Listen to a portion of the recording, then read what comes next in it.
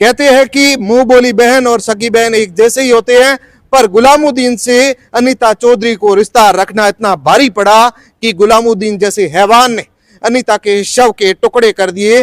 अनीता चौधरी गुलामुद्दीन को अपना भाई समझती थी। 25 साल से अनीता चौधरी गुलामुद्दीन को भाई समझकर उसके घर पे आना जाना भी होता था। अनीता चौधरी का ब्यूटी पार्लर और गुलामुद्दीन की ड्राई क्लीन की दुकान एक दूसरे के ठीक सामने गंगाना में थी। जोधपुर के गंगाना में 25 साल से जो रिश्ता चल रहा था, उसको गुलामुद्दीन ने अपना कर्जा उतारने के लिए मुंह बोली बहन अनीता चौधरी का जो है वो शव 6 टुकड़ों में करके जेसीबी के खड्डा खुदवाकर उसके अंदर डाल के इत्र की शीशियां साथ में डाली, ताकि अनीता का शव पुराना हो जाए तो भी बदबू ना मारे। कहते हैं कि मुंह बोली बहन और सगी बहन एक जैसे ही होते हैं, पर गुलामुद्दीन से अनीता चौधरी को रिश्ता रखना इतना भारी पड़ा कि गुलामुद्दीन जैसे हैवान ने अनीता के शव के टुकड़े कर दिए। गुलामुद्दीन और उसकी पत्नी मांस काटने वाला चाकू लेकर पहले शरबत से पीकर बेहोश हुई 50 वर्षीय ब्यूटिशियन अनीता चौधरी के शरीर के 6 टुकड़े करते। अनीता का बच्चा जो बेटा है, रो रो कर उसके बुरे हाल है। पूरी घटना राजस्थान के पश्चिमी जिले जोधपुर की। आपको बता दूं कि अनीता चौधरी नाम की 50 वर्षीय ब्यूटिशियन जो एक पार्लर चलाती थी 25 साल से गंगाना में, पार्लर जो उसका उस ठीक सामने की तरफ गुलामुद्दीन का घर था। गुलामुद्दीन सट्टे में पैसे हार रहा था लगातार, और अनीता चौधरी गहनों की शौकीन थी, गहने पहन के रखती थी, एनी टाइम ज्वेलरी पहन के रखती थी। अनीता चौधरी जो है वो जमीन का और प्रॉपर्टी का भी बिजनेस करती थी, साथ में पार्ट टाइम में अच्छा खासा पैसा था, इज्जत थी। अनीता चौधरी को लोकल सभी लोग जानते थे, दीदी कहकर बुलाते थे। गुलामुद्दीन भी बहन कहकर बुलाता था। अनीता चौधरी को आंखें मूंद कर भरोसा था कि भाईजान है, मुस्लिम है तो भी मेरा भाईजान है, 25 सालों से हमारा रिश्ता है। सामने ड्राई क्लीन की दुकान गुलामुद्दीन चलाता था, इस तरफ जो है वो अनीता चौधरी का ब्यूटी पार्लर। 25 सालों से घरेलू रिश्ते चल रहे थे। 26 अक्टूबर को गुलामुद्दीन का फोन आता है। बहन ब्यूटी पार्लर जो है वो बहन ब्यूटी पार्लर में होती है, और अनीता चौधरी जब ब्यूटी पार्लर बंद करके गुलामुद्दीन के घर जाती है, भाई के कहने पर, भाईजान के कहने पर जब घर जाती है, तो वो अनीता चौधरी का गुलामुद्दीन के घर का लास्ट विजिट होती है। और गुलामुद्दीन जो है वो अपनी पत्नी की सहायता लेकर बहन अनीता चौधरी के गहने लूट कर गहने बेचने के लिए, अपना कर्जा उतारने के लिए अनीता चौधरी को एक ऐसा शरबत पिलाता है जिसमें बेहोशी की दवा मिलाई होती है, और वह दवाई पीकर अनीता चौधरी अपने भाई गुलामुद्दीन पर आंखें मूंद कर भरोसा करके वो दवाई पी लेती है। उसे पता नहीं कि गुलामुद्दीन और उसकी पत्नी आज हैवान बनकर, राक्षस बनकर मेरा जो है वो मर्डर करने वाले। और होता भी ऐसा ही। गुलामुद्दीन 2 दिन पहले ही घर के आगे जेसीबी बुलाकर 12 फीट का गड्ढा खुदवाता है, और गड्ढा खुदवाना उसका प्लान होता है। गड्ढा खुदवा कर एक चाकू लेके आता है बाजार से, जो मीट काटने का होता है, और उसको पता है कि अनीता चौधरी जो हमारी सामने की तरफ रहती है, मुंह बोली बहन है, गहने पहन के रखती है, मेरे ऊपर तो सट्टे की वजह से करीब 12-15 लाख का कर्जा है।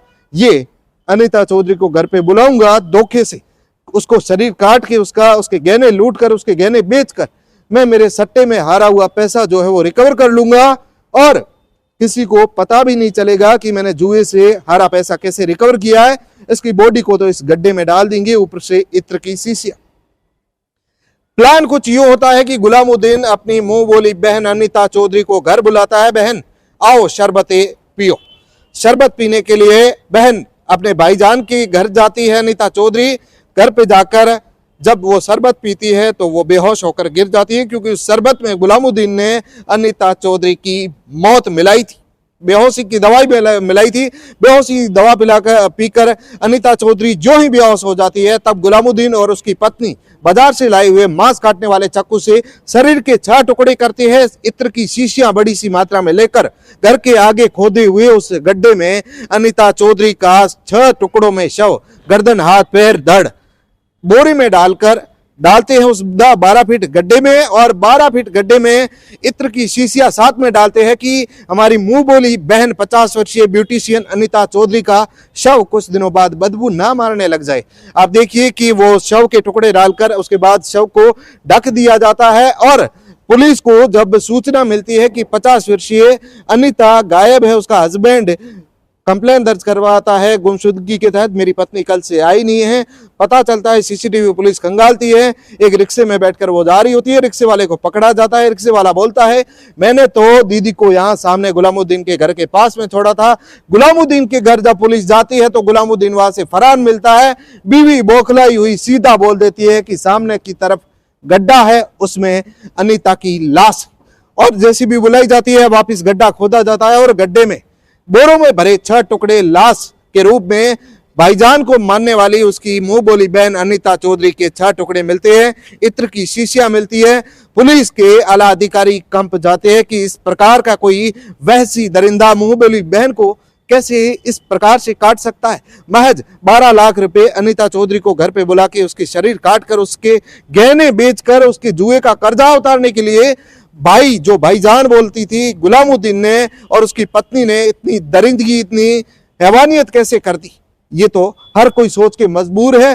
पुलिस ने नया खुलासा किया है, गुलामुद्दीन को हर जगह चप्पे चप्पे पर छाना जा रहा है।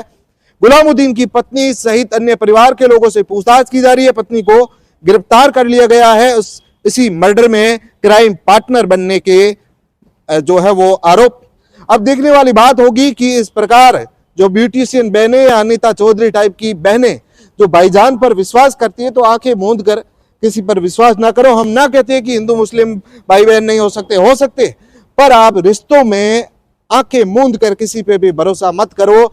ये मुस्लिम नहीं तो कोई और होता तो भी इस प्रकार की अगर अपराध करता है तो आंखें मूंद कर ब्लाइंड ट्रस्ट ना करो। अनीता चौधरी के शरीर के 6 टुकड़े हो गए हैं, गुलामुद्दीन फरार है। अब देखने वाली बात होगी कब तक वो हत्थे चढ़ता है पुलिस की। 12 लाख का कर्जा उतारने के लिए अपनी 25 साल से मुंह बोली बहन को 6 टुकड़ों में काट कर इस प्रकार की हैवानियत किया सही है? आप क्या मानते हो? उसे धार्मिक रंग ना देकर इस मामले को तथ्यात्मक रूप से आप अपनी जो है वो बयान हमें जरूर बताएं। कमेंट बॉक्स में हमें जरूर राय दें कि इस प्रकार भाई बहन के रिश्ते में ऐसे लोगों का क्या रोल रहता है और क्या क्या सावधानियां बरतनी चाहिए। उमेश चारण, थार तक न्यूज।